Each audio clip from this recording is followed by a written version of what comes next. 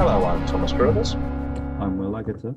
And today we continue our perilous journey into the life of Don Draper and Sterling Cooper ad agency. It's very simple. I've watched the show. This is my 4.5 time also run through, and this is Will's first time. Fresh eyes and old weary eyes that still see new things, but all the same, a whole view and a micro view. Season 2. Yes. It's fair to say, Will, that we ended season 1 with me asking you the question of, are you in? And you very reluctantly said, yeah, I guess I'm in. I'll ask you now. Okay. Are you in? No. No. Well, I'm not in. I think it's a spectrum. I'm still at the point where I would never watch it ever again, and I would never, if it was on, put it on. Okay. I guess. But I'm enjoying it. Hold on. Yeah, season 2. Lots is happening in season 2. Large introductions to Anna Draper. We learned the truth of, or at least a new truth of the Dick Whitman scenario. Just a knockout season, really, I have to say. So you just finished it again this morning. Yes. What are your immediate thoughts of season 2? I preferred series 1. I'm calling it series 1 because that's British and proper. Yes. I think I've come to the conclusion that there's no need for 13 episodes, and it can be 6. Right. Okay. So you're doing the classic thing of, nothing happens. No, but I'm saying nothing. No, not nothing. That there's no need for it to be so drawn out. It gives it a sense of reality and a sense of time. But I think there's a lot of episodes where, for me as a viewer, there's just not enough to keep me in. And I'm always saying, oh yeah, but there'll be a little thing at the end of the episode that'll be like a shock that leads you on to the next one. But then the next episode is half an hour of building up, which you could say it builds up the tension, the drama. But I just think it's too much, and I should be doing these with my mum. She's so in. She loves it. She hasn't stopped watching it. She can't get enough. So this is the thing. It really is, to say that in almost popular opinion critically, it's considered maybe, if not the greatest show of all time, at least one of the greatest dramas of all time. It is real Marmitey. For every me, my mum, and the ex that I forced to watch it, I had a whole argument there was a small little thing, and it's classic, nothing happens. Oh, it's so sad. Oh, it's so sad. He can't. He sleeps with women. It's not what it's. Well, that's not right. I'd say I am the personification of that Marmite, and there's elements that I like and elements that I'm just not that fussed about. But overall, I do enjoy it. I like Mad Men. You can say that. Yeah. Yeah. See, we watched 4 episodes with my dad, and then he was on a business trip, and my mum was too hooked, and he was away in California. But he was on a business trip, and my mum was too hooked. She was like, "No, we're not waiting for him." So, and he said, "I'll pick it up," and I said, "No, you won't." And he was like, "Yeah, I'm sure I'll pick it up. Not much is going to happen." I go, "No, that's not how this works. You watch the show, you miss things." And yeah. So what would tip you over? What would completely bring you in and go, wow? I don't know, just more action. Yeah, I think a lot of the time it's subtle and it's very well done like that, but I'm a big in your face guy. You like a tight murder mystery, don't you? Yeah, I do. A nice ITV 4-part drama where the ending's always disappointing. It's all over Twitter. I don't even like 4 parts. I think, what's wrong with 3? Well, this is the thing. I always say, how good would that have been if it was a 2-hour film? That's what I always say. Yeah. The Sinner, a fine show. Me and my ex enjoyed it, but I kept going. That would have been a great 2-hour film. All a 4-part series does is make episode 3 redundant and just a setup. Or, in Happy Valley's case, make the penultimate episode the best one, and then the next one, just nothing happens. Yeah. Was it series 2 is when he's on the bridge, isn't it? Yes, that was the bridge. Yeah, that was good. Yeah. And is it season 1 with Steve? Yes, because Steve it was the house with all the. Oof, it's good. I like Happy Valley. Let me tell you something. Now I'm an alcoholic, and I've got a sister who was a drug addict, and I've been divorced twice. Really it got slated, didn't it, for the fact that they were just mumbling because they were speaking Yorkshire and no one liked it. Was it Jamaica Inn? I think it was Jamaica Inn, where like they were all like old Yorkshire accents, like Victorian era, and it was all just and literally people were complaining because they had no idea what they were saying. Well, I like that representation. I think it's not seen enough. Yes. Now, let's dive straight in. So the way that we do this is each season has 13 episodes, much to Will's chagrin. And so we cut 3 off the bat, and then we do top 10. What did you cut? I cut episodes 2, 1, and 3. I cut. Oh, okay. I cut. 3 is great. Sorry. I also cut For Those Who Think Young, the first one, which is Valentine's, and it brings us into this world. It's a bit more of a slower build into a season. Don and Betty are back on track. It's looking quite good. It's great. They have a nice Valentine's, and we find out that Don's impotent. I think it's an excellent opening scene to get you back into it with him. In the hospital, because it's just a good way of giving you information in an everyday activity. It's good. We have Let's Twist Again, which is obviously a payback to the twist from the first season. A bit kitschy, but works very well, bringing us in. And Peggy looks slimmer. Yes, Peggy has obviously not lost her child, but given birth. And she's back in the office. And yes, we have wonderful Valentine's Day, the Jackie O. And Don's impotent, and he's lost his mojo.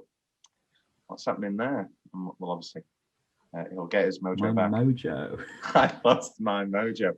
And then we both cut Flight 1, which is the second episode, yes. which actually we will get to in our subcategories, because that is my favorite episode of one person. So we'll get to that there. Then I cut The Inheritance, which is an episode that we'll get to in your top 10. but you also cut The Benefactor, which is an episode that we will get to in my top 10. So we have cut off the bat Flight 1, and for those who think young. Will, what's your... Oh, and the way we do it is we go through our top 10s. If any are in the same positions, they are locked in immediately. So if we have the same number 2 but different number 1s, then somebody has to have 1 and 3. It's very awkward. But that's the way system. But we're stuck with it now. It's funny because it adds a sense of intrigue. Will, what's your number 10? My number 10 is number 10, The Inheritance. Yeah, which makes sense. Why? Because it's number 10, number 10. No, because you cut it off. I'm saying it's a shared. It's another one actually that I've got in my. I'll spoil it. It's my best Betty episode. I agree. That's yes, it's mine as well. It's a strange episode because it's an episode of 2 halves, and they're both very different. And I didn't like that. Which did one not work with you? Did Pete and his mother, did that not entice you? Dealing with all that financial worry. I think I don't know. I think that the whole first half with the inheritance themes, it's just lost in the second half, and all of a sudden it's a different episode because it's the setup for LA pretty much. Yes, it is. It does have one of the great closings, which again we'll get to in Best Song. But yes, this is Betty dealing with Jean, her father's newfound, burgeoning dementia following a stroke, and just a really distinctly realistic and horrible depiction of that. And as we know is Betty's nature, she loves perfection. And this whole season, it may even be Betty's best season, I think. Not that it's downhill from here. She has lots of great stuff onwards, but I really do think her journey this season and the way it ends. It's like even though you had that sort of device of the therapy sessions in series 1, I preferred her a lot in this series because it's almost looking at everything through her eyes, this series, and that was I liked that a lot. I thought that was really good. Well, she's going about, she's enjoying herself a little bit more, and she's enjoying herself a lot in the final episode, which we'll get to. But she's horse riding. By this, we'll get to the horse riding in other episodes as we go on. But this is a touching and bittersweet episode. And yeah, she's trying to maintain that. I'm back down in my uni now, so I have all my Blu-rays back, and I'm listening to the audio commentaries. And the way that Matthew Weiner, the creator of the show, talks about this episode, especially the scenes at the Hofstadt residence, is like Rebecca. Is that she's her mother, she's the Mrs. Danvers, and the woman, Jean's new partner, is obviously the second Mrs. De Winter.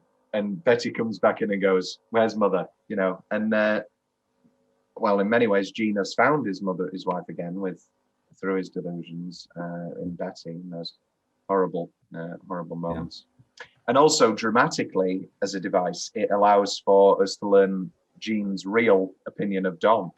I think the strongest elements of this episode is the midnight sex, where Betty clearly needs something. She needs something, and that she needs sex with Don.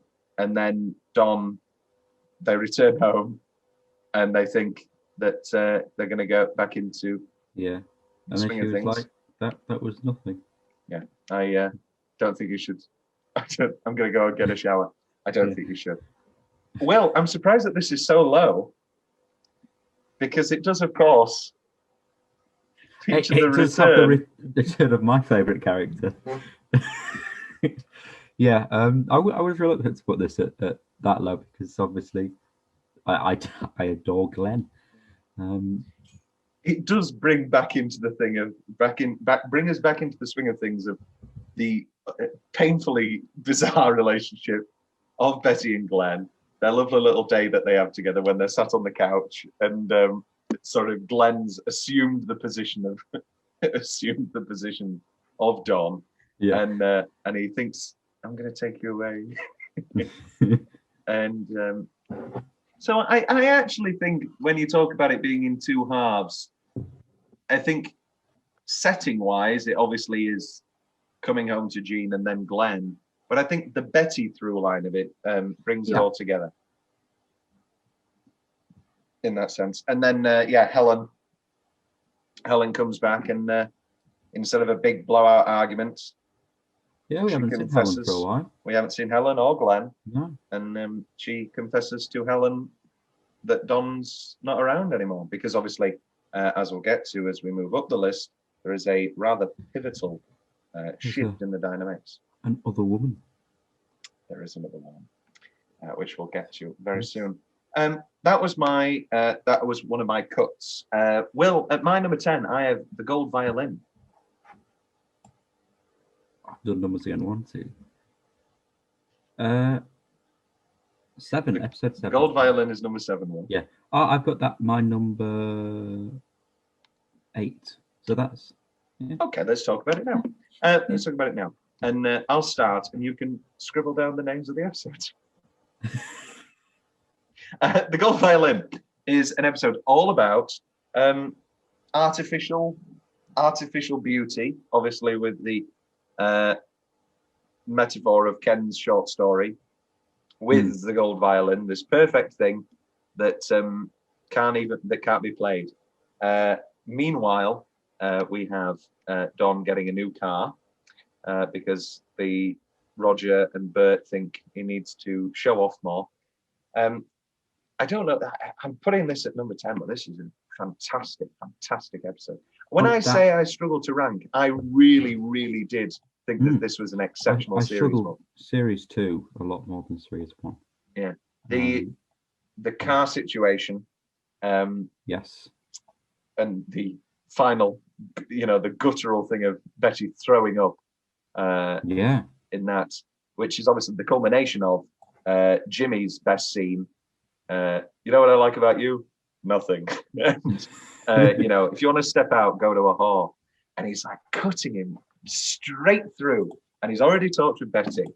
And then Betty just can't take it anymore, which will obviously come to a head in maiden form in the next episode. Or A Night to Remember, I forget.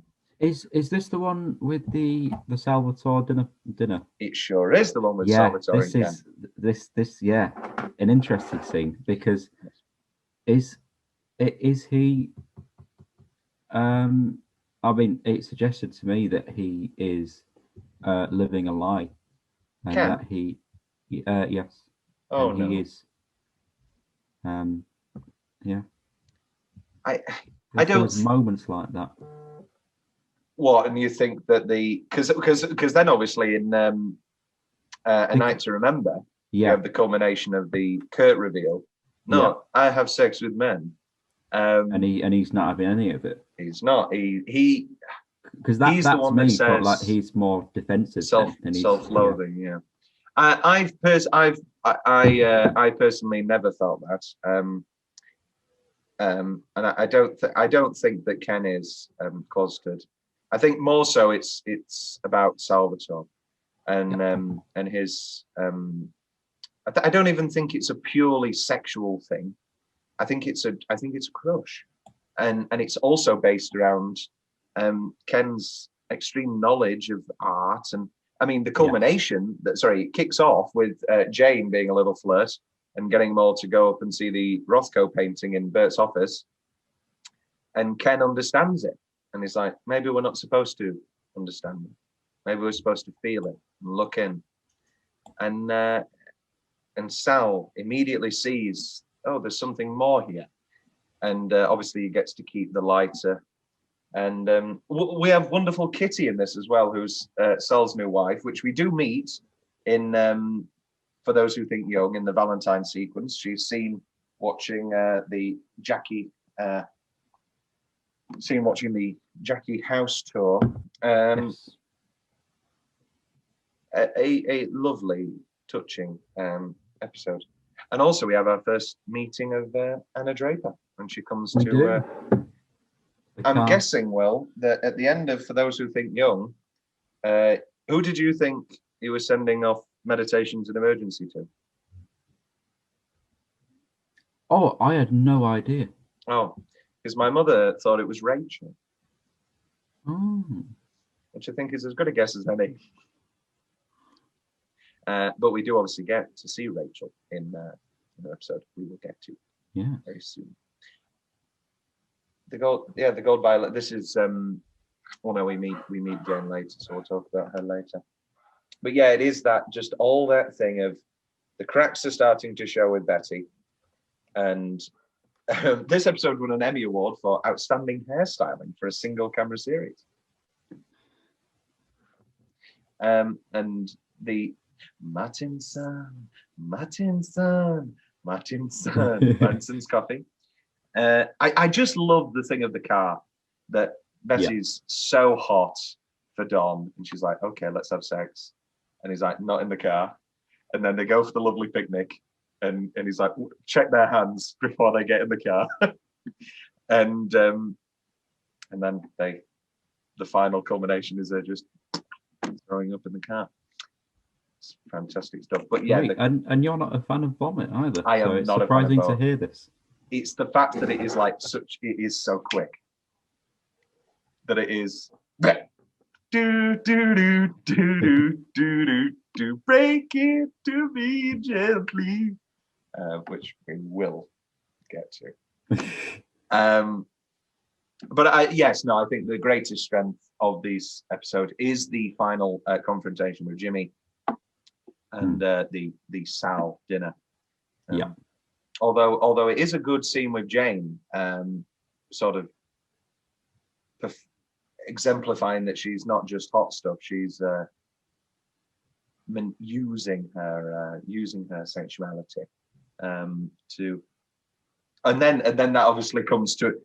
This is the other great element of the episode, is that comes to a head with Joan, and she goes, "Are you the only? I thought you're not the only person who can have fun around here." And Joan fires her, and then there is. I'm right in saying there is a definite jealousy from Joan. I think so. I think, well. I mean, we see it in the New Girl, which we'll get to later, which is just when she's doing the pen thing, and she has a blouse undone, and Joan immediately cuts it short and goes, "Go pitch your tents somewhere else." Which is just a great line. And I think it's a jealousy. I mean, obviously, when it comes to show who Jane is having an affair with, it's even more than jealousy. It's a deep-rooted, not betrayal, but a deep-rooted, just an excellent scene in where she's lying there on the bed, and it's just him that walks in. That one's good. That one. That's in 6 Month Leave. But I was talking about the episode after, where it's after 6 Month Leave and after the reveal of Roger and Jane, and it's Don and Joan talking. Roger walks in, and usually Roger comes in, we're like, oh great, let's have a few gags. This is going to be great, and everybody loves Roger, and him and Joan will have a few winks, but both Don and Joan just can't wait for him to leave, and it's so bitter and stilted, and Joan immediately looks down. It's painful. It's wonderful. And then obviously the horrible conclusion of that is that Joan tries to get one up on Roger, showing him the doctor, and completely unintentionally, I think, Roger's comment about the food, about him, I thought you didn't like French food. I think that's completely unintentional. I don't think he's trying to say, I used to fuck you. Oh, no. But the way it's taken, the way it's perceived is that's wonderful. The thing. And then it leads to a terrible, terrible act, which we will get to in the culminating episodes. Yes, I had the Gold Violin at number 10. You had it where, Will? 8? 8. Gold So we'll Violin. move on to my 9, I think. Yep. Which is Maiden Form. Okay. You look very surprised. We're not going to talk about that. Okay. We'll get to that later. See, this is the thing. What was the Peep Show episode that I had ranked? No. It was that I'd ranked the worst episode of the show ever as the best of that season. Oh, yeah, possibly. I can't remember which one that is, but it was Gunny, Jeremy's mummy. It's called. Yeah. Yeah. Other than that, in general Mad Men worlds, there is like one undisputed best ever episode, which have I watched it yet? No, you haven't, and I'm not going to say. Oh, this is fun. I have to message you and be like, this is it. This is it. But other than that, it's a bit of a free for all, and also it's that thing of no matter what you're saying about it being 6 episodes would be better. It is like almost like there's no bad episode. Yeah. There's no like you can say what you want maybe about it being stretched out. I'm never particularly bored, but I don't think I've ever watched an episode. And correct me if you've had this experience in the first 2 seasons, where I've gone, that was a really bad episode. You're nodding your head. Does that mean yes? Oh yeah, it's in agreement. In agreement. Yes. So we'll not talk about Maiden Form yet. At 9, I have A Night to Remember. Okay. We can talk about that. Where do you have that?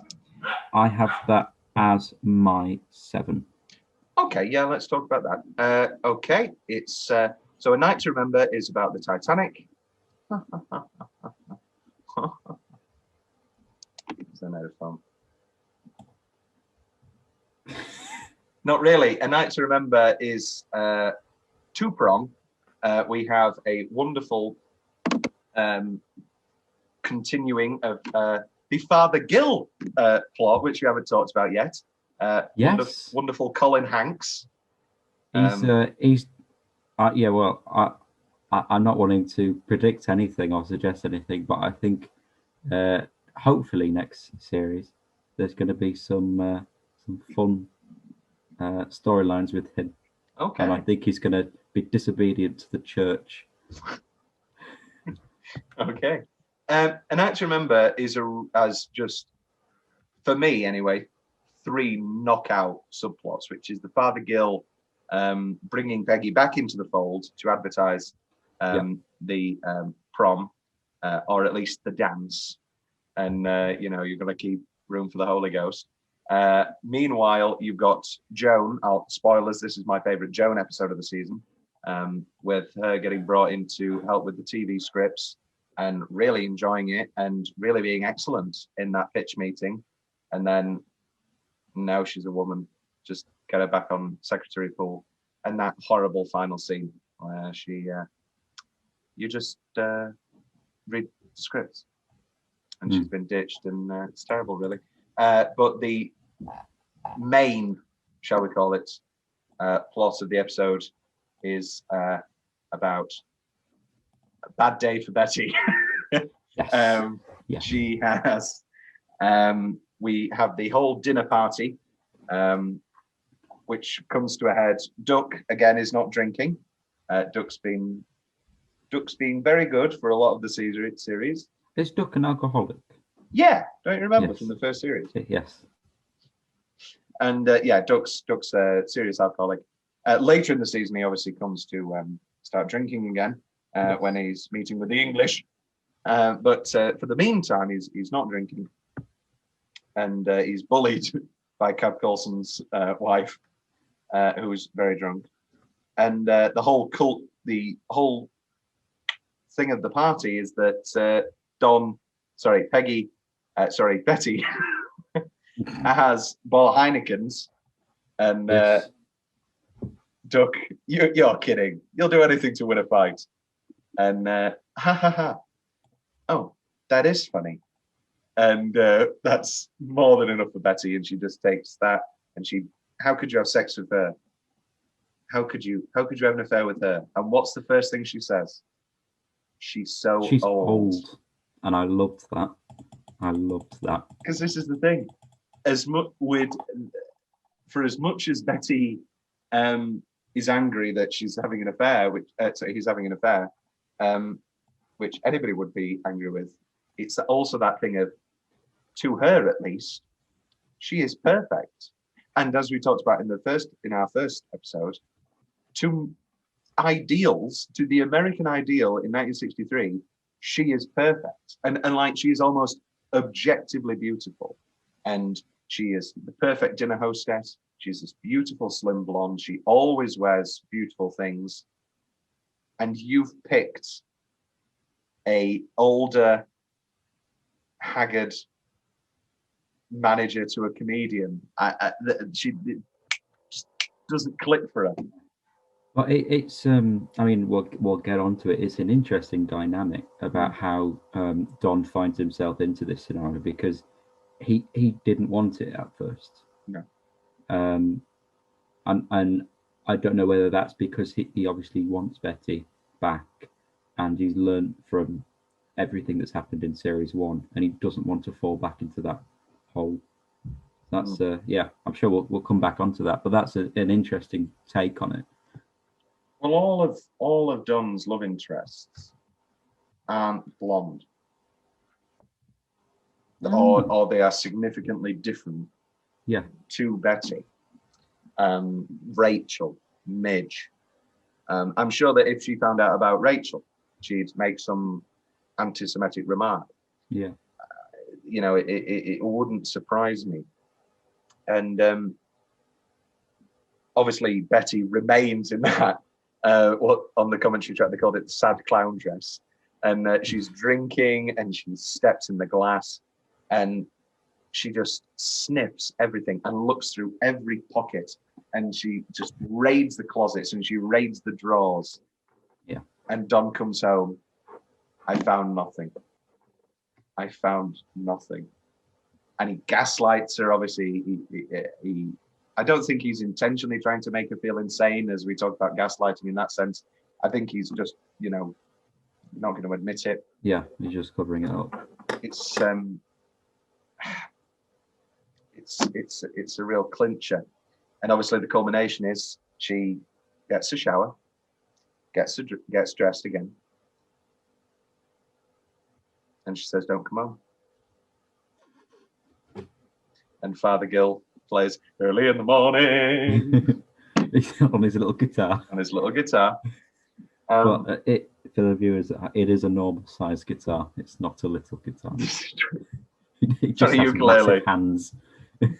When I'm cleaning windows, the Russian bride. It would be a very different episode if it ended with him. It would. With me little stick of Blackpool rock.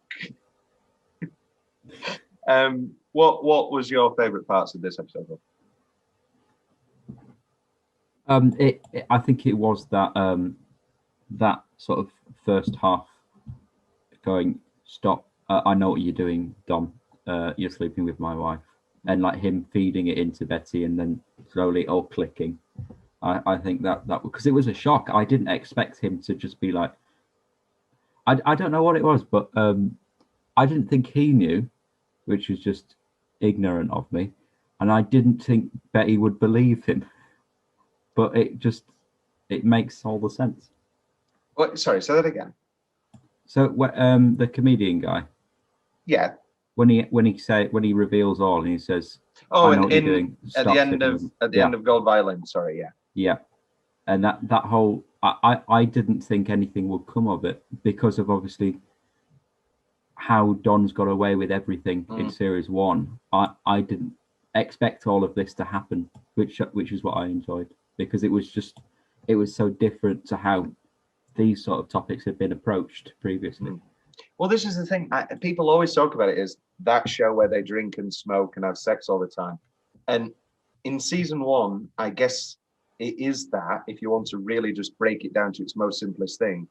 However, as the seasons go on, you know, we deconstruct that repeatedly. We deconstruct his smoking. We deconstruct, like with the introduction of Duck and Freddie in 6 Month Leave, is the introduction of alcoholism, and not just, you know, regular working 5 o'clock we have a drink, actually pissing yourself and getting furiously angry, and that horrible need for booze, and in Don's sense, that sex addiction.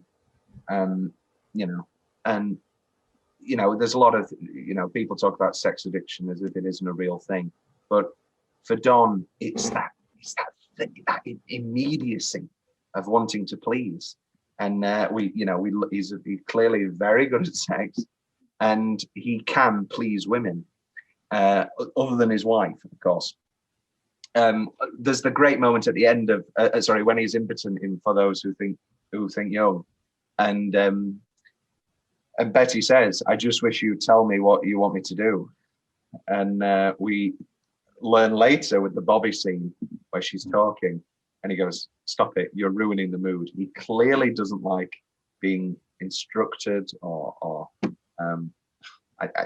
it's so weird not being able to talk about it as 93 episodes of the time. Yeah. No, I mean, I'm saying it's so weird not being able to say, but then this happens in season 7. Yeah. I feel like a racehorse. Season 7, okay. Yeah, No, I just mean in general. But God, night to remember. Great episode. Early in the morning. Do we like Father Girl? Actually, no, we're not going to talk about We'll talk about Father Girl when we get to where we've ranked 3 Sundays. Okay. I have that was my number 9. Your number 8 is the Gold Violin, which you've just talked about. My number 8 is The Mountain King. Okay. Yeah, we won't Not be getting talking to that okay for a while.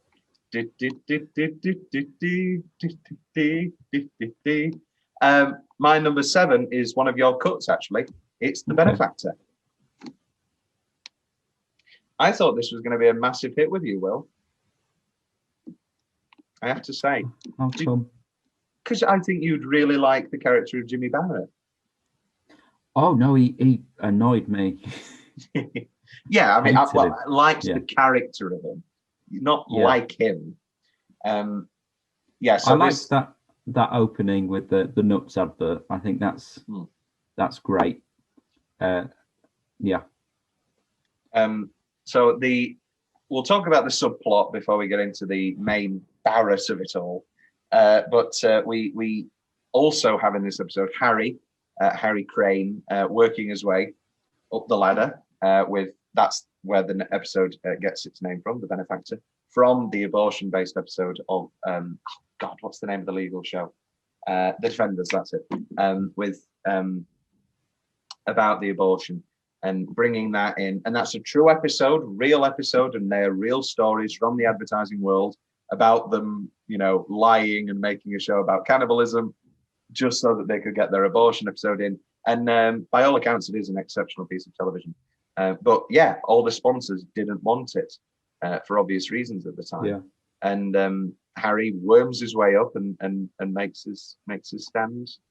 2 lovely little moments in that subplot and they're both in the screening of the episode, and it's Peggy watching it and having to see the episode, see the part where the father keeps talking about what a disgrace his daughter is, and how, you know, you've had a child, and just her face, and because obviously we know at this point that this is episode 3. We don't know at this point. We find out in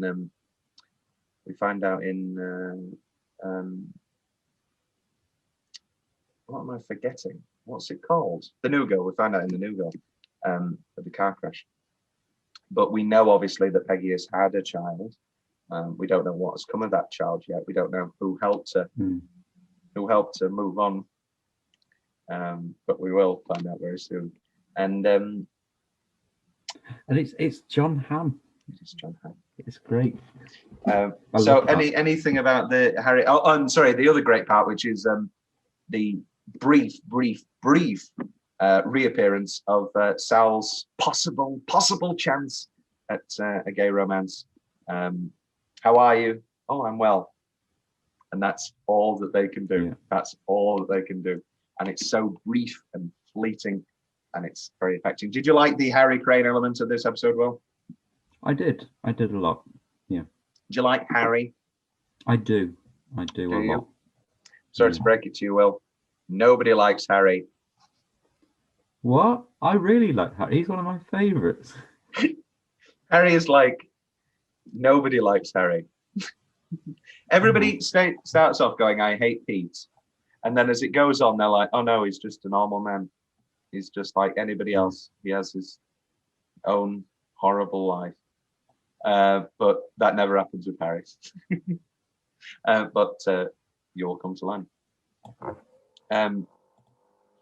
Harry's he's a piece of work. Obviously, this all starts because he's got a kid on the way with his wife Jennifer, who is back in the fold after he had sex with Hildy in the final episode of the last season. And oh my God, is that Duck Phillips' dog pawing at the door? I like Harry in this a lot. I this episode at least, and I like Rogers. Nobody makes that here, but they do. They do make that in because that's why he's doing it in the first place. Yeah. However, the chief core of the episode is the introduction of Bobby and Jimmy Barrett. Bobby, baby, Bobby Barrett, played by Melinda McGraw. What did you think of Bobby Barrett, then?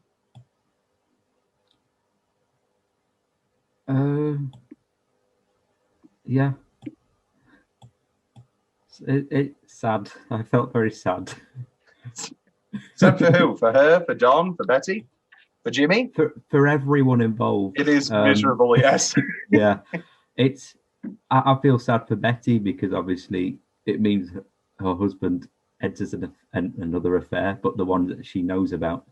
I feel bad for Don because he doesn't want it originally, and then he's dragged back down into this mess, and then that ruins marriage for him.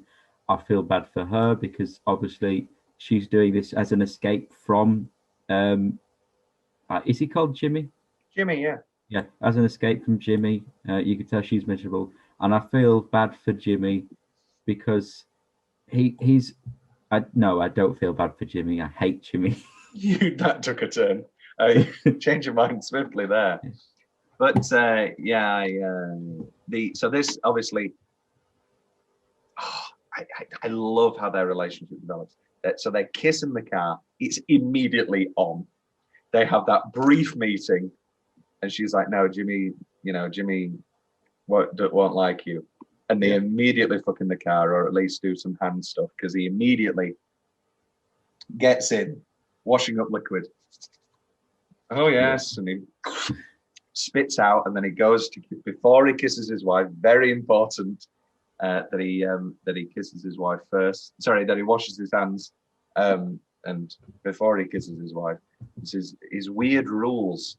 We saw it in we see it in this season with the hat in the elevator. Yes. Those two bastards who were just like, panties were soaked right through, and he goes, "Take your hat off." And it's as much as Don is a philandering bastard, he does have these weird rules of rights and passages. You take your hat off in an elevator if there's a woman there, and that it's bizarre. Like, I have to wash my mouth before I kiss my wife. I have to wash my hands. Maybe it's also because they may be very dirty from what they've just been doing, but it's these weird little rights and passages. Yeah. And this obviously comes to a head with the introduction of the sadomasochistic element to their sexual relationship. Yes, that it's quite that scene is very Whoa, it's yeah, Takes you for a loop. it does. And you know, it's probing. It's literally, she's not asking for it. It's out of the blue. But that's the immediately sick and perverted relationship that they've developed. And she's getting off on it. You can see it. And and for him it's just a sudden snap of rage, and he just takes it out like that, and then he's off. Power. Yeah. And power. Yeah. It's all about the power. And he wipes his hand on her dress, and then comes back in and he does the cufflinks. The Daniel Craig. He does do the Daniel Craig. The Utz dinner with the Utz with the large lady that Jimmy has offended, and I do believe his apology when he's like, it's the guy that's made me famous, but he's not very nice, and he's not made me many friends. And she goes, yeah, no, I know it's what you do. I just don't think I have the stomach for it. And he to bite his hand because he just, but he's a good boy. He doesn't say anything. But really, really interesting episode, I think, bringing us into the world of Jimmy and Bobby Barrett, which will come to a head as this goes on. Break. I need to wee.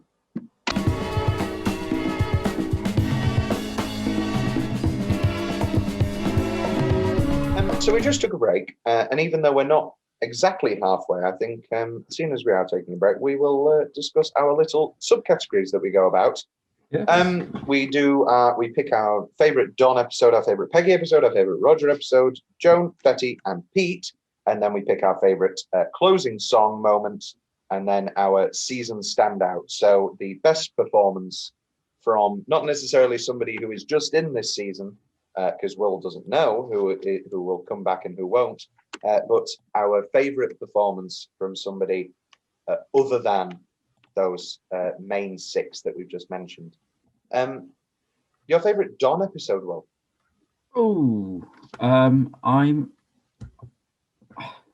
I think it might be possibly Jet Set. Jet Set is great. But I think I'm going to go for Mountain King. It's definitely that California. Yeah. I love California. Yeah. Anytime. I love the California episodes. Because it just... Oh, my back. Oh, that's really tough there. I just love when Don's happy. I know he's a bastard, but when he's happy and when he's at peace, I'm at my most happy. And Jet Set and Mountain King are when he's at his most at peace. Yeah. Your favourite Peggy episode? Oh, I cannot name episodes off by heart, but I will say the one where she gets her office. Yes, the Mountain King. That's mine too. The Popsicle account and and she gets the sale and the success of that. However, again, Meditations in Emergency is very good for her. Well, it's all good. It's not like they forget to write for people other than the one episode that we pick. Your favourite Roger episode, Will? I don't know. For me, it's got to be 6 Month Leave. I think Freddie leaving, and even for that brief moment, I love any time Roger and Donna are alone and talking to one another. I'm going to have to go for that. Joan, I've gone for A Night to Remember, as I just mentioned, the scripts and her newfound happiness there. Yeah. Betty, it's a toss-up between The Inheritance and Meditations in Emergency, I think. Coming to terms with her pregnancy and coming to terms with getting her ropes off. And Pete, even though it was one of my cut episodes, Flight 1, learning of his father's death, which is, of course, because of the unfortunate passing in a skiing accident of the actor playing Pete's father. They had originally a whole, obviously the limited stuff we get with Pete's dad in that first season is excellent. And you do feel that it's going to come to something, and unfortunately, it obviously couldn't. And the way that the episodes were planned out was concurrent in the calendar, because as we talked about, they fudge nothing when it comes to weather, real events, what's on the TV. They have a whole plan of things, and so they put him on the first ever plane crash of an American jetliner, which was true. That's not a fictional thing, and that comes of that. And I think it's a great Pete episode when he eventually sells his soul almost to get higher ranking. In this case, not necessarily selling his soul, but selling the dignity of his father's passing, which doesn't really mean much to him. He never much cared for his father. He never much cared for any of his family. But that those sort of early episodes, you do start to see the rise of Pete, which gets lost in the later series, which I was upset about. But yeah, you do finally think, oh, here we go, how the turntables. Well, it's the rise of Pete in the first half, and then as it goes on, a different story is being told, which is, I don't necessarily think the rise of Pete. I don't think there's a lack of Pete in those last, because as it goes on, we focus more on his adoption subplot, and the nature of that, and also maybe he's in love with Peggy, which comes to its head in one of the finest. I very nearly said that Meditations in Emergency was Pete's best episode for that final scene alone. That's great. His tears. We'll get to it in a minute. Best song. Best use of a closing song. My 3 nominations. Stop me if you've got any more nominations before we fight it out.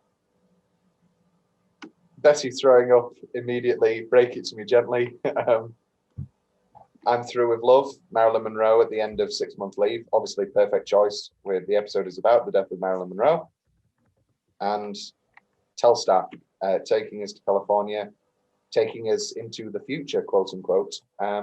They're my 3 nominations. Am I missing one, Will? I've gone for Shadow Over. What? That's the 3rd season. Oh, well, that's wrong. What did you think Shadow Over was? I thought it was on the plane. No, that's Telstar. Oh, that's it, yeah. Well, you'll have to have a word with the Spotify playlist because it's not in order. Mine's in order. I'll send you it now. You need the what is it? It's called, here you go, for all you Mad Men fans out there. It's Mad Men Closing Songs, and it's all in order. It's all in order. I'm Through with Love, then Telstar, and then lots of songs before Shadow Over by Roy Orbison. However, that is a great closing song. I'm excited. I'm excited. But it is Telstar by the Tornadoes, which is futuristic.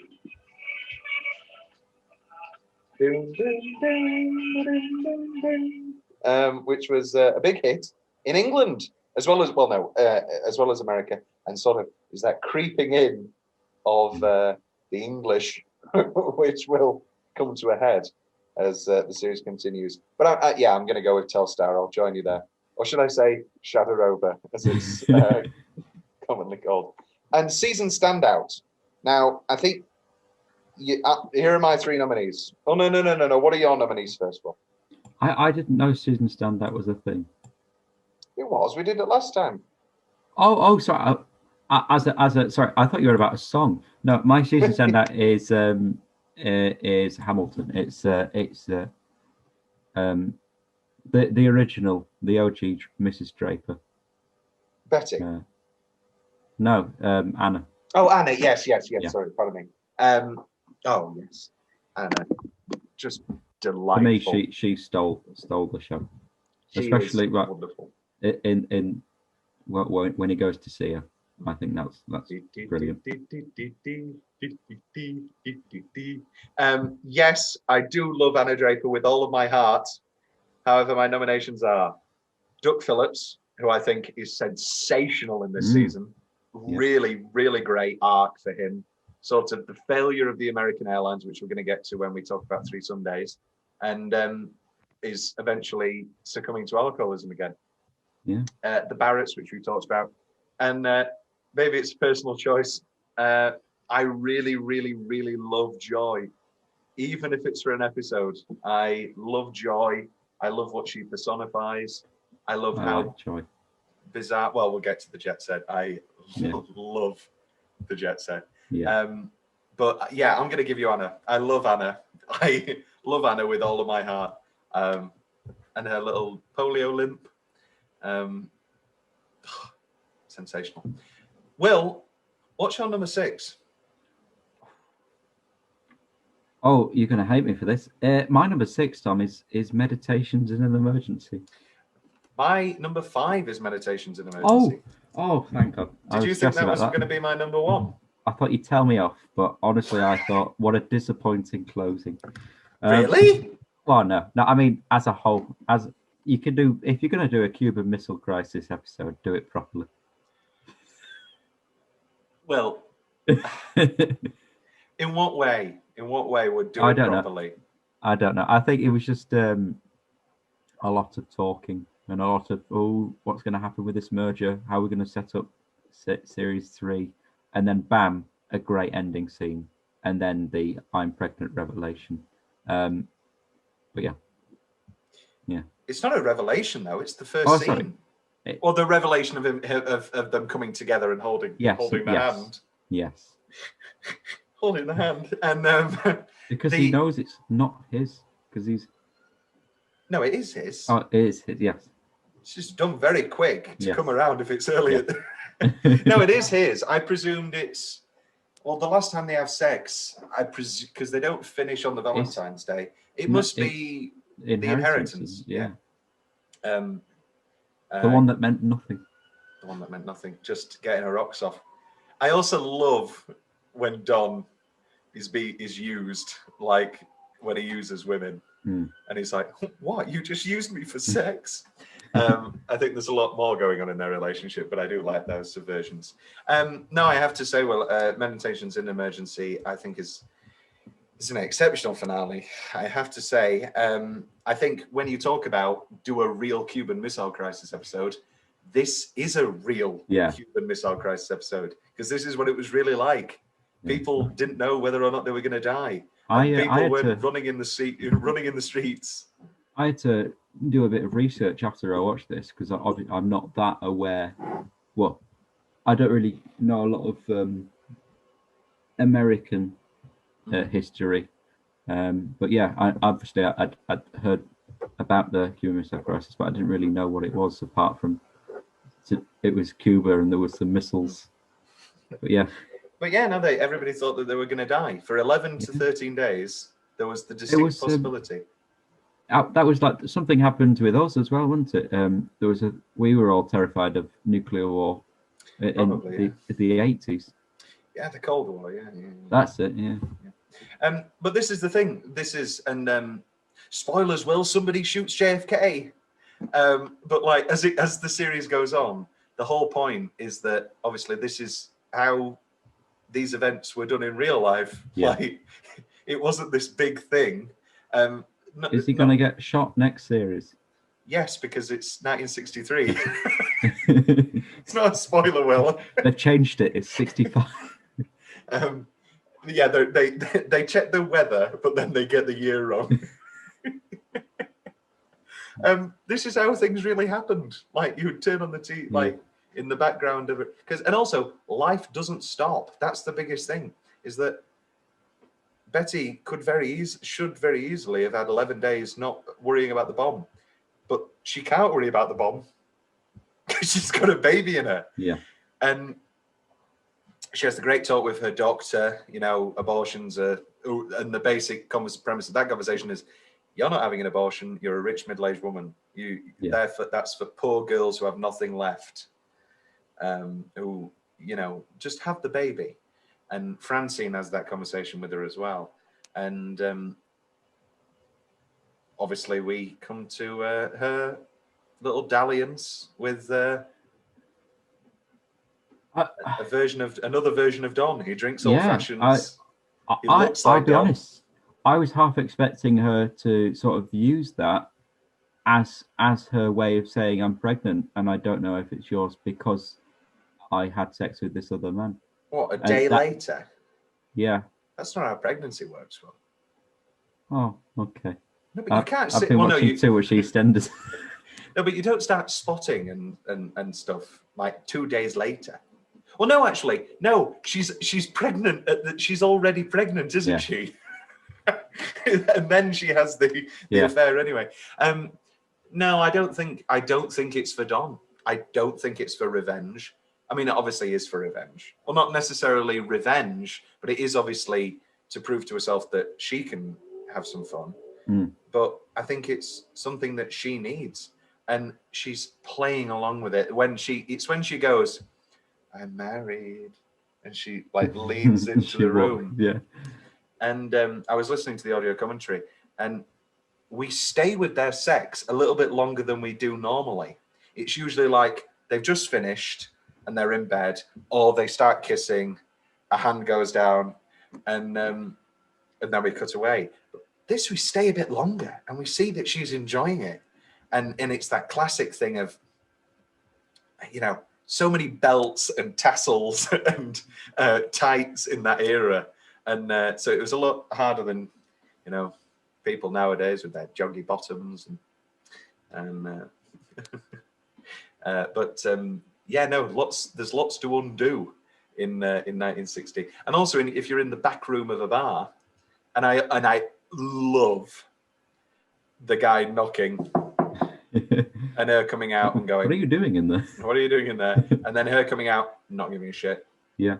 Hi. She just walks away. Yeah. And January Jones as Betty's an interesting thing, because so many times people say that she just can't act, and I just think that's so untrue. I think there's a big difference between a quote-unquote emotionless character, but as we talked about with her final scene with Glenn in the first season, it's so touching and so sweet and painful, like painful. Do you think she wants an abortion? Do you think she wants this child with Don? Oh, it was an abortion, Don. Something uneven. I don't know, because the problem, if you have the child, it causes complications that only fuel the main issue, which is the marriage at the minute and how that's going to work. Yeah, I or don't it know. Could bring the marriage together. So many times, failing marriages, it's the old thing of, oh, what's do it for the kids? Do it for the kids, or let's have a kid, and that'll sort things out. And obviously, never does. You like building a foundation on sand. Let's talk about Peggy. Which can be done. You can. Let's talk about Peggy in this episode. She has her final scene with Father Gale for this season, and he's, you know, I was brought to this parish to help you and to save you. And she goes, no, stop this. This isn't right. This isn't right. And yeah, so you're thinking there's a future romance between them? I think he's creepy. I think he's madly in love with her, and I think he's going to abuse his power in the church. Oof. And yeah, and I think that's going to be a great storyline. And I think by that point, there's going to be Pete involved in it too, and it's going to be great. I would love to see that, and that would make me a happy man. A happy madman. And speaking of Pete, Pete tries his luck, and Peggy tells him, "I could have had you. Yeah. I could have shamed you into being with me." And this entire season, there's been the dramatic irony of Pete can't have a child with his wife. Pete can't have a child with his wife. Little does he know, there's the little Pete running around. And he just cries. And Peggy doesn't crack a single tear. And Matthew Wanner's direction was, don't show him. Don't show him your pain. Don't show him your tears. She has all the power, and we'll talk about it in The New Girl, but obviously The New Girl ends with, "Thank you, Don." It's the first time she calls him Don instead of Mr. Draper. And she has her office. She has all the power, and it's sensational to view and very painful. Another thing we should talk about with this episode is the beautiful letter that Don writes, which just breaks my heart every single time. The line, "You won't stay, you won't stay alone for long, but without you, I'll be alone forever," is painful, truthful, beautiful, and John Hamm deserves every award ever given. It's tough because obviously he's got 92 hours to prove it, but I do often claim that John Hamm in Mad Men is the greatest performance of all time. Second, perhaps, to Pacino in Godfather, then Godfather Part 2. I think it's tough to talk. It's tough to relay because there's so much time spent. But I think he's absolutely sensational. And for as much as people like to romanticize Don, and yeah, I'd love to fuck women all the time and smoke and drink. I was talking with a friend, and I said I'm rewatching Mad Men, and I just want to smoke and drink and have sex, but I don't like smoking, and I can't have sex because of a pandemic and a lack of charisma, so I just have to drink. And it's that thing of, for as much as people romanticize Don, he is deeply alone, and it's that. And I think people who talk about the show reductively, I had a debate the other night about it, and people talk about it reductively and go, "Oh, he's so sad. Oh, I want to fuck women. Oh, I'm so sad." But I really do think the way that it's portrayed and written elevates it to something far deeper and far more truthful. That's Meditations in Emergency. Any final comments on that one? No. My number 6 is 3 Sundays. That's my number 4. Okay. Let's talk about 3 Sundays. So this is set up by a lovely, ingenious little sectioning of 3 Sundays. The first Sunday is just a lovely Sunday at home with the Drapers and with Gil. And this is the episode we've just talked about how creepy Father Gil is, but he's quite lovely in this episode to Peggy, and we're rooting for them a bit. Oh, no, you're not rooting for them? No, I think he's doing all of this. He knows what he's doing, and I think, I don't like him at all. Even from the start, even from like the From start. the very first time I met him, I knew exactly. Didn't like him. Dodgy. Okay, fair enough. A fun fact, my mother noticed almost immediately that John Hamm had a cold in this episode. And I said, really? And then it turns out I was listening to the commentary, and he did. And Matthew Weiner said, we could have recorded it, but people get colds in real life. So, and that's very true. So the first Sunday is a lovely, lovely Sunday at home with the Drapers, and it's we get to see them be happy for a little bit. And also Bobby's being a little shit. Bobby's breaking the bed. And Peggy is with Father Gil, and they invite him over, and they have a lovely Sunday. And then it comes to the next Sunday, which is this American Airlines possibility, and setting up that. And we have a great Don moment where he rushes in and he goes, "It's not about the past, it's about the future," and brings everybody in. And everybody's in on a Sunday. I love everybody's Sunday clothes, especially Pete's. Yeah. And he has to bring Sally in because little Bobby has put his tongue on the pancake mix and burnt his tongue. Bobby, you little shit. And obviously the culminating factor of the Bobby being a little shit, is that Betty wants him to be rough with him and slap him about, and Don won't do that. which is quite surprising, I think, because of what we've seen and what we know anecdotally of relationships parents had with their children in this time, where slapping and spanking and all of that wasn't unheard to, and was normal. It wasn't seen. Well, she's very, very traditionalist. Mm-hmm. And again, it just shows how much she doesn't know about Don, and how much Don, keeps to himself. And he tells her, "I'm not gonna hit Bobby. All it did was make me want to kill. All it did was make me fantasize about about killing him." And he comes to him and he goes, "Don't do that again." And then she gets angry at him, and she goes, "Is that all you're gonna do? Is that all you're gonna do?" And Don is just so touching and wonderful in this episode. And Bobby, we need to get you a new dad. Lovely, lovely. Is it this episode that there's one line I really like, and it's, "What's your favorite sandwich?" Or is it, "What's your favorite meat?" And he just goes, "Ham." Yeah, it's like, yeah. It's like, oh, it's John Ham. John Ham. That was odd. Yeah. And then later, Glenn doesn't like ham. It's a subtle referencing. No, it's not. Yeah. That's exactly. I don't like ham. I don't like ham. But you just ate a lot of. I don't want to be. And then she goes, "Do you want me to make you some macaroni and cheese?" And he doesn't say yes. He doesn't say no. He just looks at her and smiles. Lovely Glenn.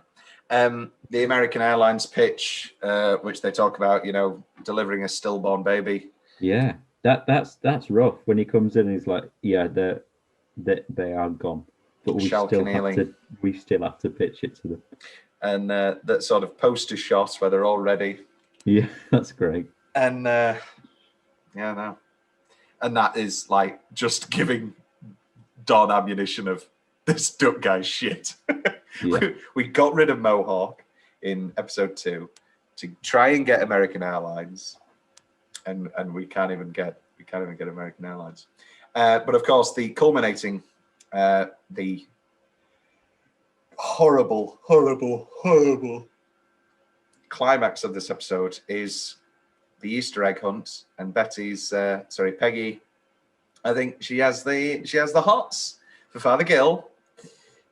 And he gives her the egg. Oh, sorry. Why does he give her the egg? Because Peggy's sister can't stand Peggy because of this child that nobody ever talks about anymore. Nobody ever talks about the fact that she, had a child out of wedlock and had to give it up. Nobody ever talks about this. And she goes and tells Father Gill in confession. And then that horrible for the little one.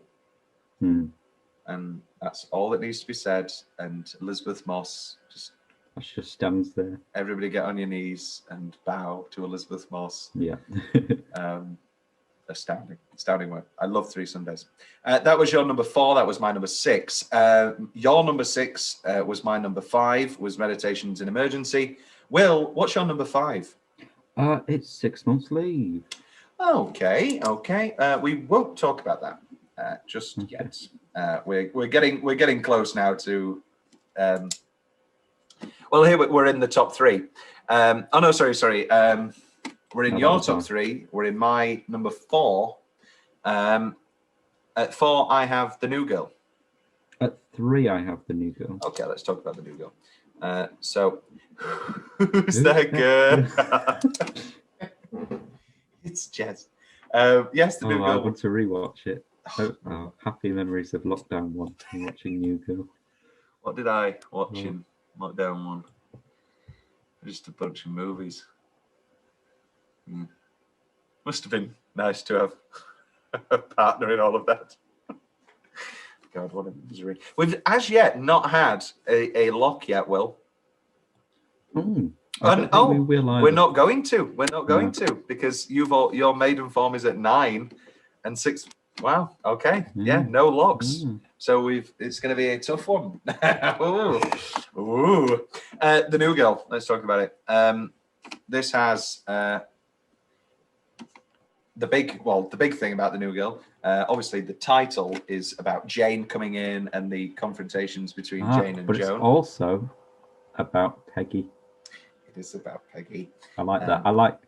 I tried to do those sort of titles with my great success, Climb Every Mountain, but especially what was it? You just named Saving one. Grace, I Saving think Grace. was a great one. Multiple meanings.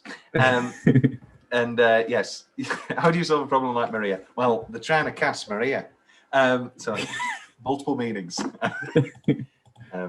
It's about Sound of Music, and they're using the titles. It was very clever. It was very good. The New Girl, and it all can be found where, Will? Supas.com? Yeah, something like that. I think it's all on the Sheffield University Performing Arts Society YouTube channel, which I need to update because I'm not doing my jobs properly. And I own that channel, and I need to upload content that's not on there. This is true, Will. Upload an advert for this. Sure. Yeah, so the New Girl. New Girl, Don is in a bad... Don is in with pickle. Bobby, and he's like, yeah, we'll have a nice... Okay, yeah, let's go to a dinner. And who's there at the restaurant? Rachel Mencken. Which isn't fun. It's not at all. And, oh yes, this is Rachel, and this is Tilden Katz, my husband. Not boyfriend, not anything. That's gone, Don. That ship has sailed. Tilden, yeah, this is my husband, Tilden. And so Bobby's like, okay, I know what'll cheer you up. Let's go fuck on a beach. And the car crashes. And who's he going to pull in? Who can help him? Whose feet are those? Peggy. And then we learn why he trusts her so much, because they have this wonderful, wonderful thing. And I love Don and Peggy. Who's your favorite relationship? Is it? I mean, it's got to be Don and Peggy. Yeah. I do love Don and Roger. They're all just so good. It's a great, you know what it is? It's a perfect I like show. Betty and Glenn. Betty and Glenn are fun. Yeah, you'll be surprised how quickly this never happened. This never happened. And yeah, he sorts her out. He says, move on. Because obviously he has moved on. He used to be a different man. He used to be Dick Whitman, which we're going to discuss very soon. Yeah, okay, yeah, we're gonna, yeah, okay. I'm fine with that. That's more than fine, yeah. I'm just realizing the lay of the land in the top tens. But yeah, move on. That's the message, and he gives Peggy a new breath of life. Because what would happen to Peggy? She would have to drop. She would obviously be fired, and that'd be it for her. I've got to say, my favorite, I think possibly my favorite shot of the whole series is in this episode, and it's the bit where obviously Pete and his wife have gone for sort of sexual health guidance because they can't conceive, and he's asking him all these questions, and then he's sent off to give a semen sample, and just as he's about to, it goes to Roger, who's with his. That was brilliant, hilarious. I laugh out loud every time. Just great, cheeky Matthew Warner. More of that is what I want. Yeah. Well, it's glorious, and so Bobby has to take refuge in Peggy's apartment, and it's an odd little relationship that those two get involved with, and Bobby basically, she's intrigued because we don't know why they're so friendly, other than the closeness that they had in the first season. We don't know why either. And, terribly. But Bobby is like confused. Are you sleeping with him? No, it's not that. And Bobby gives her the advice: don't be a man. You can't be a man. Be a woman. And obviously the great payoff of that is, thank you, Don. And even Don has a little look of, did you just, oh, okay, this is good. And it's a whole new Peggy. It's a new girl. And obviously we do meet Jane as well, who's just marvelous, Peyton List. Just wonderfully sexy and powerful, and she can just, on a dime, have any man in that office that she wants. And they're all like dogs just queuing up to keep. Yeah. They're all trying. And Joan notices this immediately. I love, we did talk about it in the Gold Violin, but when they go up to the elevator and then they come back down, and she asks Ken, who's obviously after her, and it's that thing of, I thought you were in accounting. No, accounts. And who are you? And he goes, I'm Ken. And glorious. Did we plow past Bob Dylan and Peggy and Kurt? Possibly. Song for Woody. No, that's season 3. That's season 3, Will.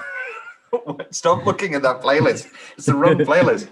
That's him and Sally cradling. Go, this is Gene. Okay. Oh, wonderful. I need to stop looking at this playlist. You do need to stop looking at that playlist. And Peggy. Why do I pick the wrong boys? I take you. Did you like Kurt and Smitty? Yeah. Yeah, they're fun. And just incredible, that reveal of Kurt. Sensational performance from Sam. Oh, it's great. It's so confident that he doesn't give a shit. Doesn't care. And then Sal is just so quiet, and he cannot even make the sort of passive comments that to prove or whatever. He can't even utter it. He can't do it. Sensational. Just sensational. It just is the greatest show ever. I know that you have your issues, but I don't know. I think it's perfect. My number 3 is the Jet Set, which is either your number 2 or your number 1.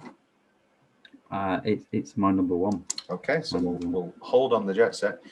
My number 2, which means that your number 2 is the Mountain King. Yes. And that's my number 9. No, sorry, my number 8. Yes. My number 3. So my 3, 2, 1 is the Jet Set, 6-month leave, and Maiden Form. And your number 3 is New Girl, Mountain King, and Jet Set. So let's talk about what we haven't talked about yet. Let's talk about 6-month leave, which you had at number 5. I thought this was going to be your knockout number 1, Will, I have to say. Did you? I really did. You love Roger. Yes, I do. And I thought that a whole episode of Roger and Fred and Freddie and Don having a good old time on the town would be right up your alley. Yeah. No, I just yeah. It was fine. Just fine. Did you see the Jane reveal coming? No. No. I mean, who could? So this is set up by the death of Marilyn Monroe, which affects everybody. And Don says suicide is very disturbing, and that sort of sets up the whole episode. And everybody's rather unsettled by the whole death of Marilyn, and this then culminates in and obviously Betty's just having a terrible time at home. She keeps drinking. She's drinking rather heavily, and Don is away. He's been put up in a hotel, and we have to deal with Freddie, who pisses himself in his office because of his alcoholism, and it's sort of and Duck and Pete are so quick to get rid of Freddie, and Don doesn't like that at all. Peggy can't believe it that they've had to get rid of Freddie. I think Joel Murray, who plays Freddie Rumson, could have got season standout actually if I think again. So painful and funny as well, that whole scene of okay, let's do it, let's one more night, and he's not drinking, he's trying to prove a point, and Roger and Don go no, let's drink tonight and let's have a good night. And they go to the underground casino, and Don gets his punching on Jimmy. Yes, I enjoyed that. I enjoyed the I thought you would. And then that sensational scene with Don and Roger, where Don inadvertently gets Roger to leave Mona. And Mona doesn't even know that it's Jane. And they're stood there when she storms into Don's office. Oof, the irony and all that of that scene is sensational. I great episode for me. I really enjoyed, I have to say. What didn't work for you? Why is it at 5? No, I think it was fine. I just preferred the other episodes more. I think it's just a case of that. That's fair enough. I think I'm gonna bow down to you this time round. I think I'll be happy to concede a few places here, I think. Thank you. Your number 2, my number 8 is The Mountain King. Yes. Which I think well, this is the thing. My number 10, it could be my number 1 on a different list. I do think that even the worst episodes of this show, quote unquote, are sensational. This is a pretty great episode. I don't know why it's at 8. It's definitely better than 3 Sundays. I'll be very happy to bump this higher. We meet Anna Draper. Yes, we do, and it's wonderful. It's wonderful, and it's so sunny, and it's the sea, and it's so happy. The sea, and it's just another lovely subversion. I know you keep talking about maybe the lack of drama or whatever, but we meet Anna, and it's this big thing, possibly, oh my God, he knows his identity. Oh my God, he's going to have to kill her, or something like that. There's going to be a big thriller plot. And no, she's a piano teacher, and they used to have Christmas together, which is wonderful. And we had that great flashback of when, again, with the most subtle makeup and and it's all in John's performance. It's so believable. Yeah. And he comes home and he's like, I've just met the most wonderful woman. And obviously this is happy. And that's, for me, that's the fuel of the letter. It's what keeps relationships going for times longer than they do, because you keep thinking about the happier times. And you've, as of release, you will have seen Family Days or something. You will have done a whole episode on it. But there's a whole bit in that of like, don't stop remembering the good things. Remember the bad things. And he of course doesn't, as none of us do. And he thinks about telling Anna. And also there's the bittersweet of that scene where he's like, no, we're going to have to get divorced because we're legally married, remember? And lovely. And I know so many people are like, I wish I was Don Draper. I am Don Draper in one very, very specific regard, in that I too find the sea the most relaxing, rebirthing thing in the world. That final closing shot of the Mountain King with him in the ocean, it gets me every time, because I know that feeling of just being at one with the sea. I sound like a complete arsehole, but yes, you do.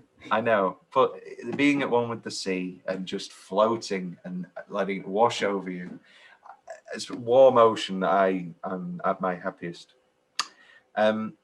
Also, as we talked about, this is Peggy's big episode. She gets the office. She wins the popsicle account.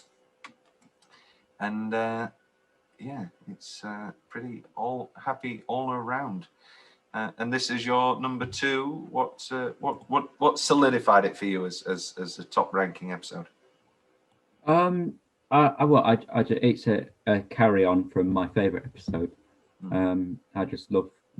I think it's a different sort of theme, with him being at the beach, at the seaside, on this sort of escapism, and I think it's really nice because it almost introduces some slapstick, a bit of comedy. It's more light-hearted, and I think it was sort of a breath of fresh air from the quite depressing build-up, which is probably why I liked it. Yeah, that's exactly what it is. It's a release, and I don't know. Obviously, you don't know the trajectory of the show, but I think in watching Mountain King for the first time, there are moments where it's quite believable that he's never moving back to New York. Yeah. and that they season 2 and maybe into season 3, maybe when's Don coming back to New York? Because he's happy there, and that great scene where he's talking to the car people. Yeah, exactly, and he's Dick again. It's wonderful. Well, I mean, the minute that at the end of the jet set where he says, "Hello, this is Dick Whitman," and you go, "Wait a minute, whoa, who's he talking to?" And sensational. Let's talk about the jet set now. I feel like we're in a California mood. This is your favorite episode. Oh yeah. And I'll lock it in now as our favorite episode I'll concede. I'll lock that in because it's really not much for conceding. I think the kids call it a vibe or a mood. Do they? Is that what the kids say, Will? Yeah. Oh, this is Peggy going on a date with Bob Dylan as well. Yeah. Let's talk about Peggy and then we'll move to Vicomte de Vicomte's house. So Peggy and Kurt, we found out about Kurt. No. I have sex with men. Yeah. And Harry is the most brutal, talking about him being a pervert. Yeah. But Ken's bad as everybody's bad. I watched this YouTube clip because it came up one time, and somebody had commented, everybody forgets what Ken says because everybody loves Ken, but Ken's just as horrible. Ken. Don't you like Ken? I like Harry. Oh well, this is your worst take. No, I think I found Ken's attitude worse. And I don't think you know what that means. Yeah, and it was upsetting, obviously, to hear Harry out of the blue because up to that point, I'd really liked Harry, and then he comes out and he calls him a perv. I'm like, And then Ken says, I've always heard about homos. I just didn't know they exist. I don't want to work with them. What bathroom does he use? Yeah, and you see Salvador, and he's it's heartbreaking. It's heartbreaking, but also, not to generalize it, undermine it. This is life back then. It's not necessarily. I can't hate any of them necessarily because that was normal. These opinions were normal. I really cannot hate any of these characters for these opinions, no matter how disgusting they are, because this is life. And I remember an episode that we cut, Flight 1, has the introduction of Paul's black girlfriend and Joan's racist. And Christina Hendricks, who plays Joan, was quite shocked when she read the script. And Matthew Weiner had to tell her, she's not a Klan member. She's alive in 1962. She's not burning crosses, but this is life. Yeah. And I think what makes it work, especially with going back to the homosexuality, is we see it through Salvador's eyes, and we see it, and that's where you can say, oh, but that's what it was like back then. But we still see the effects it has through Salvador, and that's why it works so well. Yeah. Salvatore. Salvatore. I'm going to keep calling him Salvador just to annoy you. Salvador Dali. But the elephant. The best part of this episode is without a doubt. It's the Manson-esque villa. Yes, going to California, he is heat exhaustion because he's still wearing his suit because he thinks it's New York. Wonderful shot of him falling to the ground. Exceptional shot. And we meet Joy. Well, no, before we meet Joy, he sees a blonde at the bar who looks like Betty. And in a few shots, it is January Jones. It's really well done. And, we can say, is that the heat exhaustion? And the woman who plays Joy is called Laura Ramsey. And she's actually blonde. And they dyed her. So that really brings home to me the whole thing of when he's stepping out, shall we call it, it's anybody other than Betty, in somebody different. And we have Philippe, what a name, Philippe Brennick Meyer as Viscount Willie. And she has been watching you all day. And I just... Well, Joe... Forgot about that. And then looking back, now knowing that that's her dad, makes that scene so much stranger. Well, I could talk about this. I could literally talk about this 45 minutes of television for hours. So, Joy, all throughout the season, we've had slow-mo shots of women through Don's eyes. And every time it's been brought back to reality. Valentine's Day, Betty walking down those stairs. She looks sensational. She's January Jones. Of course, she looks great. She's wearing a beautiful dress, and it's Valentine's Day. But he's impotent. Nothing's going to happen here.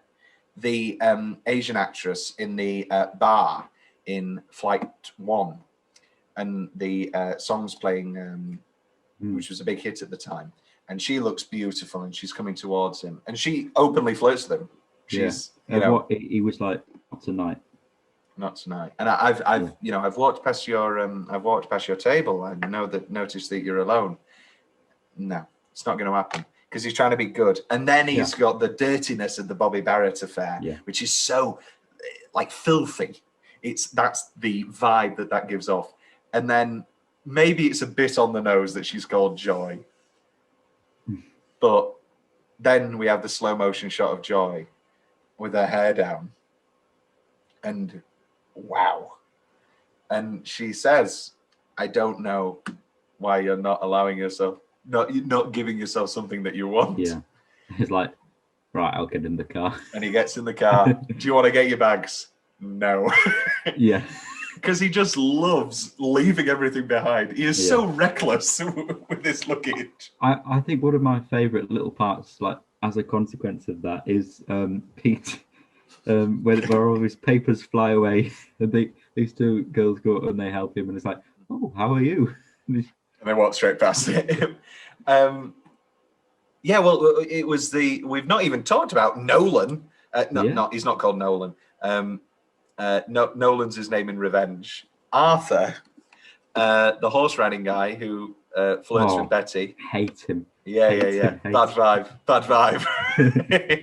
And it's that thing of not all of us look like John Hamm. And wait a minute. Oh no, we've not talked about Maiden Form yet. That's why we haven't talked about that. Yeah. Which may be the best scene of the entire series, but I'll allow the Jets. Better than Roger with his paddle. And we come into this bizarre, and then he passes out from heat exhaustion. Then we get Klaus the doctor, who's about to inject him with something. And he goes, no. And then what does Klaus say to Joy? Don't get any ideas, young girl. This man needs his rest. And you're going, what is happening? But he's in. He is so in. Yeah. It helps that Joy is an absolutely obnoxiously beautiful woman. I enjoy the innocence of it. Like, she's dragging him, like she's taking his hand, and he's just like this child. It's so different to how he usually is. He's always in control. And he's at the whim of this bliss. And they play the have you tried Mexican food, which is obviously a novelty in 1962, and they play the Cities game, and he wins it straight away. He is so in, and he wins the game, and they go, wow. And we, Daddy likes you. We come to learn of that. And oh God, just a great episode. And that kiss. How did we feel? How did you feel about that kiss at the table? I liked that. Yes. And it puts Don not in his place, but in a place of he's never been in this position before. He doesn't know. He knows what to do. And then they go and have great sex, presumably. But again, she's on top. This isn't a position that we've seen Don in as of yet. He's always in the dominating place of sex. He goes up to her, and then they swivel before they fall onto the bed, which got me. It got me by surprise. And he's at the whim. And then the morning, she's so sexually confident and sex positive. And the morning after, she's reading a book, and is that book any good? No, sex is good. This book's okay. I like having sex. And he's just, who are you? We're all saying that. And then it gets weirder when the dad comes in. Oh, Papa Ganoush. And is that your dad? And this bizarre little world. And you want Don to just stay there forever. Yeah. And then that wonderful swimming pool scene where, for as much as she's had all the power and she's been leading Don through, she's in a position of, I really like you. And Dad likes you. You're quiet and handsome. And here you go. She invites him to come along on this journey with them. Yeah. And she says, I'm not protective. You can be with whoever you like. And it's a great offer for me. I have to say. And then her family turn up. Yes, they do. Yeah. Who clearly a previous lover of hers, who's now been remarried and got 2 kids, and just full of bizarre little altercations that culminates in ripping out the final page of The Sound and the Fury by William Faulkner. Which, spoiler alert, you see him reading on a beach in a few seasons, and you're like, wait a minute, does he remember Joy? He probably does. But I stick with them. Just a glorious episode. Why, Will, is it your number one? You've talked about it, but what really brought you in? I think it was just the complete flip of Don in particular, and that study of he is like a child again. He's not this depressed adult. He is a child in this episode. It's an exceptional episode. I went for Maiden Form. You did. Which you had at number 9. I did. I went into this rewatch again, going, the California stuff's going to win, but Maiden Form just really, really wowed me this time for just how perfect an episode it really is. I mean, we start off in it's Memorial Day weekend, and we start off with Memorial Day, and that great, there's Don standing there, and everybody clapping him as if he's a war hero. Yeah, that's great. And he's not. He's not a war hero. Is there such a thing as a war hero? Obviously, yes. But like in a war, I just can't you just watch everything tomorrow? Because there's great war stuff later on, and it's that thing of what's a war hero? Everybody's clapping, and he looks at Sally. He looks Sally in the face, which is obviously a mirror of what's going to happen later when he looks Sally in the face. And then we have in this the Peggy conversations about wanting to be a part of the place. She's great in the office, and nothing comes of it. And so she has to get dressed up and she has to go to the strip club. And what does she get when she goes to the strip club? She gets sat on his knee. Like, that's where she has to be. And when you think that, because she comes in and she looks sensational, and Paul goes, "Hey, it's Peggy," and we think, "Oh, we're in. Yeah, Peggy's going to be Peggy's in." And no, you're on the knee, lass. Sorry for the night.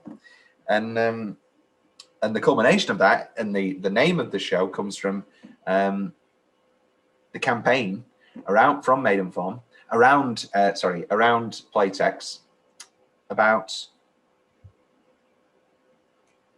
everyone's a Jackie or everyone's a Marilyn, which has its great payoff in 6 months leave, where despite this horribly tragic event, Peggy's first thought is, it's a good job we didn't go with the Jackie Marilyn campaign, or else we'd have to pull everything.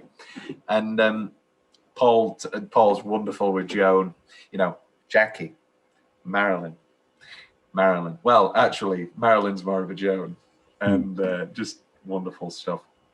But for me, the two things that bring this home, this episode, is our time with Duck, which comes to a horrible head when he needs a drink, but the dog's looking at him.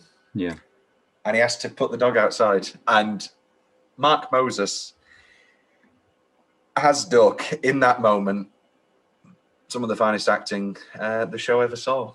The pain in his eyes. Yeah. You're a dog person, Will. Can you even imagine doing that? I'm a dog person, but I've never had a dog. You actually have had a dog. Yeah, I have two currently. I think. Well, I had a dog when I was a young babby. But yeah, no, I could never do that, and it only makes you think, what must he be going through to do that? Because I could never think of any scenario when I would do that. And yeah, sensational stuff. But for me, the scene of the entire season, is the tying up of Bobby and the reveal of Don's reputation. Yes. And it starts off as a bit of dirty talk. It's a bit of dirty talk, but it's also a bit funny. She's like, playing on the marketing thing. And she's like, "Oh, I got the full Don Draper." Well, it starts off with like, "Be quiet. Stop talking. You're ruining the mood." Yep. And then the whole mirroring of that with his daughter. Well, that's the thing. That's the absolute clincher. Yeah. And woof, Jesus Christ. That's one hell of a moment. And him just wiping off his face, half of it shaved and half not, and sitting on the toilet and going, "Wait, I've used to be able to compartmentalize this, and I can't anymore." It starts off very sexy. Don't stop torturing me, touch me, no. And he's got all the power again, like we're talking about. Yeah. And then, what are you talking about? And we find out that, sure, Don's not talking about his affairs, but the women are talking. And Susan Tierney. See, this is the thing. How good is that moment is so ingrained in my memory that I remember the name of the woman from from Random House.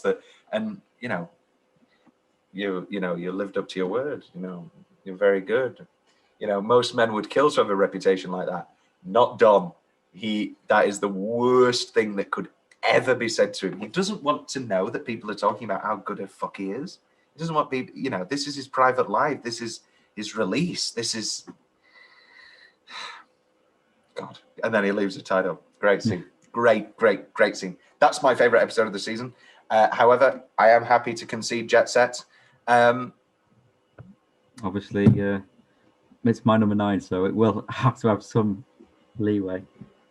Before we rank things, it's worth talking about that.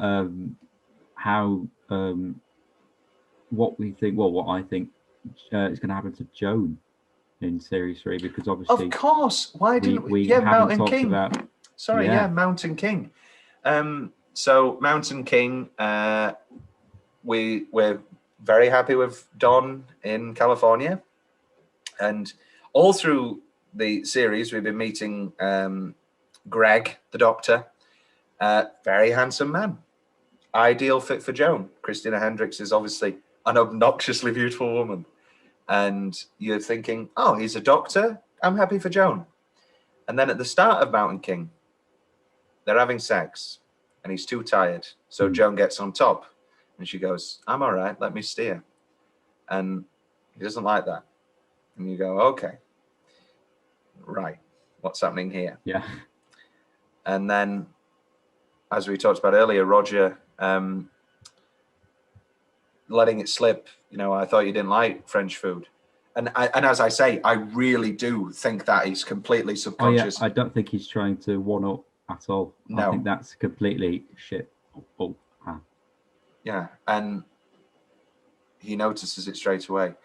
And so then he goes, and then he's wants to assert his masculinity. I couldn't have sex last night or the night before or whatever the timeline is. I can have sex with you now. Trust me, I'm a man.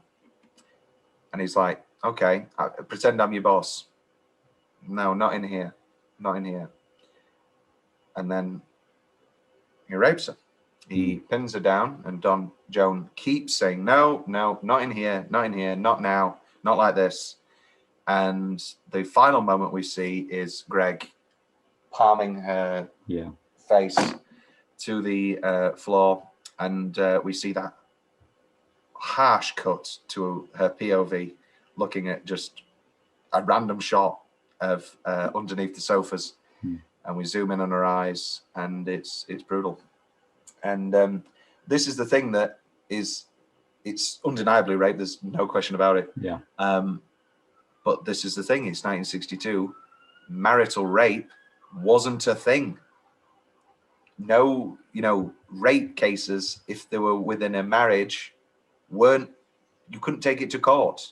Never mind the whole scenario that still pervades around rape culture of women not wanting to come forward because most cases don't go to fruition. You couldn't get a case. Marital rape it wasn't a thing. If you were in a marriage, that sex is always consensual because you are married to them. And obviously they're not married yet, but they're engaged and they're in a healthy relationship pretty much until that point. And we get what we get. Yeah. And then from that point in the series onwards, she is completely different. She's so cold. Yeah. Because it doesn't affect him obviously because he's a fucking arsehole. And he's like, okay, come on, we should be late. And she sorts her dress out. Yeah. Yes, I think we should. And the roses are left. There's no love anymore. I mean, the show really is tremendous with those sort of little visual metaphors. And for me, the best scene for Joan in that episode is the next scene with Peggy. And Peggy is obviously, he's a doctor. He looks like that. Oh my God, you're so lucky. And Joan has to get into the rhythm of things again, of talking nice about him. And he's a thoracic surgeon. He stitches up, obviously not correct terms, but he stitches up Negro children on the weekend. And that's, again, he's charitable and he's nice. These are incredible traits for a man. And she has to get into the swing of things, of being nice about him again. So you went into this with a prediction, I think, at hand. What do you see coming forward of Joan? I don't know. I just want her to feel better. I just want nice things for Joan now. Do you think she'll get married to Greg? I don't want her to. These are two different things, Will. I want Roger to sweep her off her feet. Yeah, he's with Jane. I don't care. I don't like Roger and Jane. Oh, don't you like Roger and Jane? No, I don't. I like Roger and Joan. Yes, we love Roger and Joan. Yeah. But I have to say that opening scene in I think it's The Inheritance, or maybe it's not The Inheritance. I can't remember. The opening scene of them in bed together in whatever hotel they're staying at. I think they have great chemistry, and I do believe their love when he proposes to her. No matter our relationship with Roger and Joan and even Roger and Mona, really nice relationship. Yeah. But I think if you put it bluntly and say, if Joan was available and he knew that, he would jump ship in a heartbeat. I think he would. Well, in all of our lives, we have the great love of our life. This is a prevailing thing in the show, and I think in many ways, Joan is the great love of Roger's life. Let's do some ranking. Jet Set, I'm fine to lock in at 1. Yeah, boy. Maiden Form, I have at 1, you have at 9, which is equal to you having Mountain King at 2 and me having it at 8. I'm going to, again, well, this is another thing we need to remember, is that when it comes to ranking our all-time episodes, we only take the top 2 forward. We do, which is why I suggest we put the new girl at number 2. No. Okay. Mountain King. I'm happy with Mountain King at 2. Mountain King at number 2. So we have California up in our top. We do have California up in our top. I'm. Oh, I know, and I'm also, by the way, in my stage of rewatch where I get into drinking old fashions again, even though. How do you make an old fashioned? Because they look good, don't they? Yeah. No. Well, I've had a few, and they're great. Well, it's whiskey. Yes. Orange. Old-fashioned bitters. Angostura bitters, but I have an old-fashioned bitters, so it already has some orange infused, and usually a couple of cubes of brown sugar.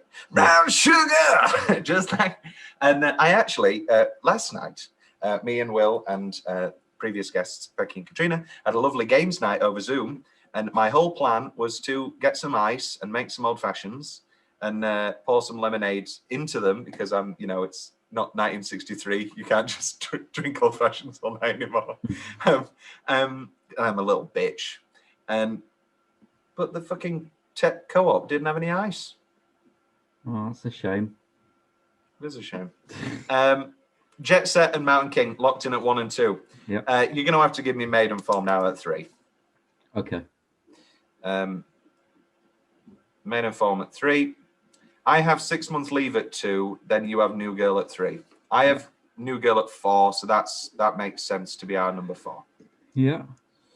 Then you've got to have to give me 6 months. Yeah, 6 months leave because I'll that's give you your 6 5. months leave. Yeah, and then I want 3 Sundays. Yeah, 3 Sundays. Then Meditations and Emergencies is the next one. 6 months leave, 3 Sundays. All the number episodes. Meditations and Emergency. Okay, this is where we're getting a bit more complicated. I have at 7 The Benefactor, which is one of your cuts. Yeah. The next one that we both have in common is A Night to Remember. You have at 7, I have at 9. So I guess it's that. A Night to Remember. Then Gold Violin is our next pair.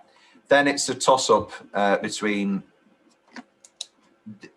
Well, no, it's not even a toss-up. It's got to be The Benefactor because you cut it, but it's my 7, whereas you have The Inheritance at 10 and I cut that. Yeah. So, okay, lock that in. Oh, this is wonderful. At number 10, The Benefactor. Number 9, The Gold Violin. Number 8, A Night to Remember. Number 7, Meditations and Emergency. Number 6, 3 Sundays. Number 5, 6 month leave. Number 4, The New Girl. Number 3, Maiden Form. Number 2, The Mountain King. And number 1, The Jet Set. Good season. Good season. Right, Will, round it out. Your 3 prediction. Your 3 predictions. I think it's worth saying off camera, last episode at the end, I asked Tom, I was allowed to ask something. You were allowed to ask one yes or no question. I was like, I should have been specific because I was like, oh, let's be open. Does someone's marriage break down? And I'm like, and then he hung up. I was like, no, sorry. Does Don's marriage break? Yeah, but it did. It's well, not anymore. It's back on top now. Well, having a baby. They are having a baby. Predictions. I think I don't know at what point it'll come, but I think the priest man will abuse his power. Okay, yes, you are big on this. You are big on Colin Hanks. And if it doesn't happen, get me in as a writer because it's a missed opportunity. Okay. I want redemption for Joan. Yep. And I want, as I said, I don't know what. It's interesting with obviously we've got new ownership of. Yes, we do. Fuzz. This is the big thing. The Brits are coming. The Brits are coming. Yeah. Yeah. So that'd be not as a prediction, but I'd just say it'd be interesting to see where that goes. Well, I'm going to tell you now. What's one of your favorite movies ever? It's a sequel. Hot Fuzz. No, it's a sequel. Back to the Future 2. No, it's in your top 10 and it's a sequel. Is it Sherlock Holmes: The Game of Shadows? Yeah. Who's in that? Who plays Moriarty? Will? Oh, this is excellent. Is he the big boss man of the Brits? He's the big boss. Jared Harris is coming as Lane Price. Will, wait till you meet Lane. Wait till you meet Lane. You're gonna love Lane. Everybody loves Lane. Everybody loves Raymond, and everybody loves Lane. Well, it's been a pleasure. Well, I told your hand, but we are 4.5 hours apart, and it's a pandemic. It's really fun. It's great. Ba ba ba ba ba ba ba ba ba ba ba ba ba ba